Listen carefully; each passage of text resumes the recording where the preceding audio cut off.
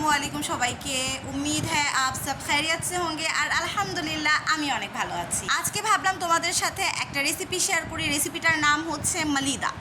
মালিদা basically হচ্ছে গিয়ে Indian এবং পাকিস্তানি একটা ফুড মানে ডিশ, যেটা হচ্ছে গিয়ে ইন্ডিয়া এবং পাকিস্তানে বানানো হয়। আর ইন্ডিয়ার অনেকগুলো জায়গায় এই মালিদাটাকে চুররি বলা হয়, if I am not wrong. এটার আরেকটা নাম হচ্ছে চুররি। তো এটা বানাতে মূলত হয়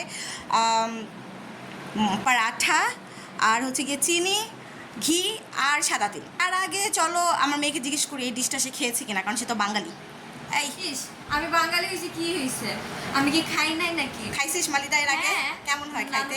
মজা হয়, কত মজা? অনেক মজা। বাঙালি তো এর জন্য বলতেছে অনেক মজা।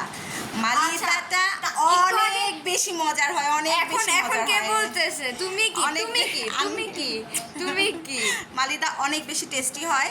সো লেটস গো, চলো তোমাদের সাথে রেসিপি শেয়ার করি। আমার হেল্পিং হ্যান্ড খালা হচ্ছে গিয়ে পরাঠা বানিয়ে দিয়ে গিয়েছে, আর আমি এখন এগুলোকে ভেজে নিব। এই মালিদাটা খেতে খুব মজার হয়, খুবই মজার। কিন্তু এটা হচ্ছে গিয়ে তোমার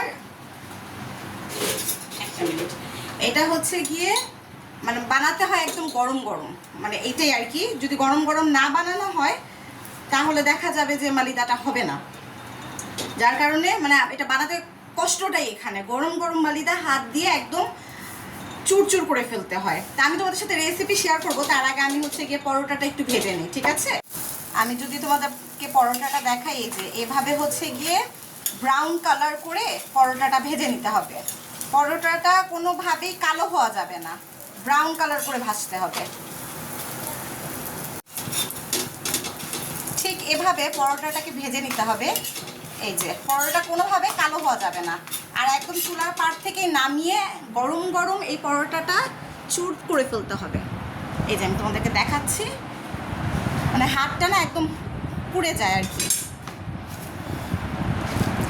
হাতের অবস্থা খুবই খারাপ হয়ে যায় এটা করতে গেলে। আর এই গরম গরম পরোটার মধ্যেই চিনিটা মিশাই ফেলতে হবে, তাহলে এই মানে যে গরমের ভাবটা, এই গরমেই তোমার চিনিটা মেল্ট হয়ে যাবে। তা আমি আগে থেকে একটু বেশি করে চিনি এর জন্যই দিয়ে নিচ্ছি, কারণ এরপরে আমার আরও 2টা পরোটা আছে। তো এখনই যদি আমি চিনিটা দিয়ে দিই তাহলে চিনিটা এই গরম ভাবে মেল্ট হয়ে যাবে। আর ঘি দিতে হবে। তো এখানে আদিতার বাবা এটা করতে থাকুক, এই ফাঁকে আমি আরও 2টা পরোটা ভেজে নিয়ে আসি। আরেকটা পরোটাও এর মধ্যে আমি নিয়ে চলে আসলাম। এই যে গরম গরম পরোটা, ফাইনালি মানে 4 নম্বর পরোটাটাও চলে আসছে। আর এই পরোটাটা না কোনোভাবেই তোমার হচ্ছে গিয়ে কি যেন কালচে হওয়া যাবে না, একটু ব্রাউন থাকতে হবে। চিনিটা এটার মধ্যে যেন মেল্ট হয়ে যায়, ওভাবেই এটাকে তোমার হচ্ছে গিয়ে মাখাতে হবে। আর এটার মধ্যে ভরপুর ঘি দিতে হবে। এই যে ঘি,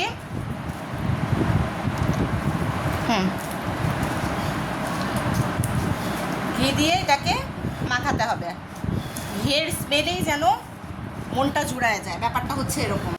সবশেষে যখন মাখানো হয়ে যাবে একটু সাদা তিল, হ্যাঁ এই যে একটু সাদা তিল এটার মধ্যে, একটু বলতে মানে একটু ভালো পরিমাণে সাদা তিল দিয়ে এটাকে মাখিয়ে দিতে হবে। হ্যাঁ হাত দিয়ে মাখা হয়েছে, আর লাগবে না।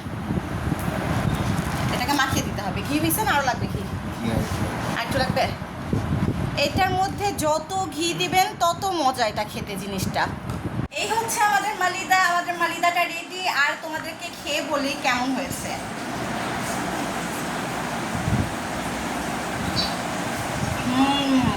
একদম ছোটবেলার মালিদার মতো, নিজে নিজে খাইতেছি। ছোটবেলার ঘি মানে ঘিয়ের ফ্লেভার। ও জোস, খা তুইও।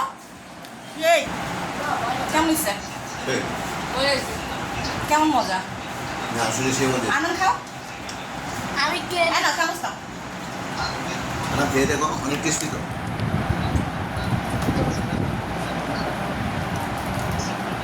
কেমন হয়েছে আরমান? এদিকে তাকায় বল কেমন মজা। অনেক মজা। হ্যাঁ মিষ্টি হয়েছে, সেই মজা সেই। আপনারাও অবশ্যই এই রেসিপিটা নিজেদের বাসায় ট্রাই করে খেয়ে দেখবেন। যদি মজা না হয় তাহলে পয়সা ফেরত, টাকা ফেরত দিয়ে দিব। তাই একদম মজা হয়েছে, 100% 100% মজা হয়েছে। আল্লাহ হাফেজ।